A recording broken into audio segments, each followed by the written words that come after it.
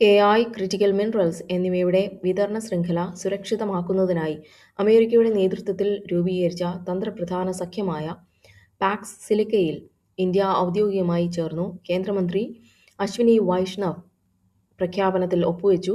ഇന്ത്യയുടെ സെമികണ്ടക്ടർ മേഖലയ്ക്ക് ഈ സഖ്യം കരുത്തേകുമെന്ന് അദ്ദേഹം വ്യക്തമാക്കി. 22 സംസ്ഥാനങ്ങളിലും കേന്ദ്രഭരണ പ്രദേശങ്ങളിലുമായി വോട്ടർ പട്ടികയുടെ അടുത്ത ഘട്ട പ്രത്യേക തീവ്ര പരിഷ്കരണ നടപടികൾ 2026 ഏപ്രിലിൽ ആരംഭിക്കുമെന്ന് ഇന്ത്യൻ തിരഞ്ഞെടുപ്പ് കമ്മീഷൻ അറിയിച്ചു.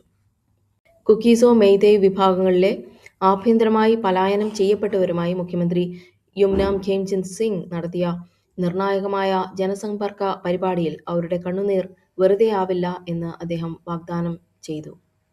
1987 സംസ്ഥാന പദവി ലഭിച്ചതിന്റെ 39ാം വാർഷികം ആഘോഷിക്കുന്ന അരുണാചൽ പ്രദേശ് രൂപീകരണ ദിനമാണ് ഇന്ന്.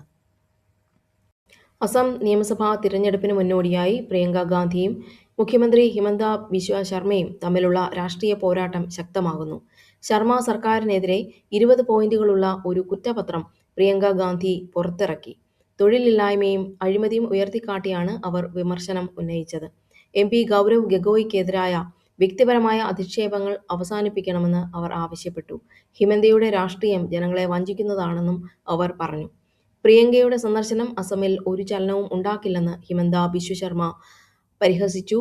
ഡൽഹിയിൽ നിന്നുള്ള നേതാക്കളെക്കാൾ അസമിലെ പ്രാദേശിക നേതാക്കൾക്കാണ് ജനങ്ങൾ പ്രാധാന്യം നൽകുന്നതെന്ന് അദ്ദേഹം അവകാശപ്പെട്ടു. 2026 നിയമസഭാ തെരഞ്ഞെടുപ്പിനുള്ള സ്ഥാനാർത്ഥികളെ നിശ്ചയിക്കുന്നതിനുള്ള കോൺഗ്രസ് സ്ക്രീനിംഗ് കമ്മിറ്റിയുടെ അധ്യക്ഷയായാണ് പ്രിയങ്ക ഗുവാഹത്തിയിൽ എത്തിയത്.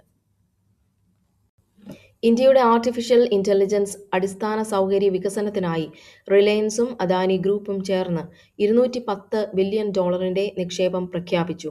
വമ്പൻ ഡേറ്റാ സെന്ററുകളും പുനരുപയോഗ ഊർജ്ജ പദ്ധതികളും ഇതിന്റെ ഭാഗമായി നടപ്പിലാക്കും. തുടക്കത്തിലുണ്ടായ ഇടിവിന് ശേഷം ബാങ്കിംഗ്, ക്യാപിറ്റൽ ഗുഡ്സ് ഓഹരികളിലെ നിക്ഷേപം കരുത്തായതോടെ സെൻസെക്സും നിഫ്റ്റിയും നേട്ടത്തിലേക്ക് തിരിച്ചുകയറി. ദുബായ് പോലുള്ള അന്താരാഷ്ട്ര വിപണികളെ അപേക്ഷിച്ച് ഇന്ത്യയിലെ സ്വർണ്ണവില ഇന്നും ഉയർന്ന നിലയിൽ തുടരുന്നു. 24 ക്യാരറ്റ് സ്വർണ്ണത്തിന് ഗ്രാമിന് ഏകദേശം 15,617 രൂപയാണ് ഇന്നത്തെ നിരക്ക്. ഓസ്ട്രേലിയക്കെതിരായ ഇന്ത്യയുടെ മത്സരത്തിനിടെ വനിതാ അന്താരാഷ്ട്ര ക്രിക്കറ്റ് ചരിത്രത്തിൽ ഏറ്റവും കൂടുതൽ മത്സരങ്ങൾ കളിച്ച താരം എന്ന നേട്ടം ക്യാപ്റ്റൻ ഹർമൻപ്രീത് കൗർ സ്വന്തമാക്കി. വയനാട് ഉരുൾപൊട്ടലിൽ അതിജീവിച്ചവർക്കായി നിർമ്മിച്ച പുതിയ ടൗൺഷിപ്പിന്റെ ഉദ്ഘാടനം ഇന്ന് നടക്കും. ആദ്യഘട്ടത്തിൽ 178 കുടുംബങ്ങൾക്കാണ് പുതിയ വീടുകൾ നൽകുന്നത്.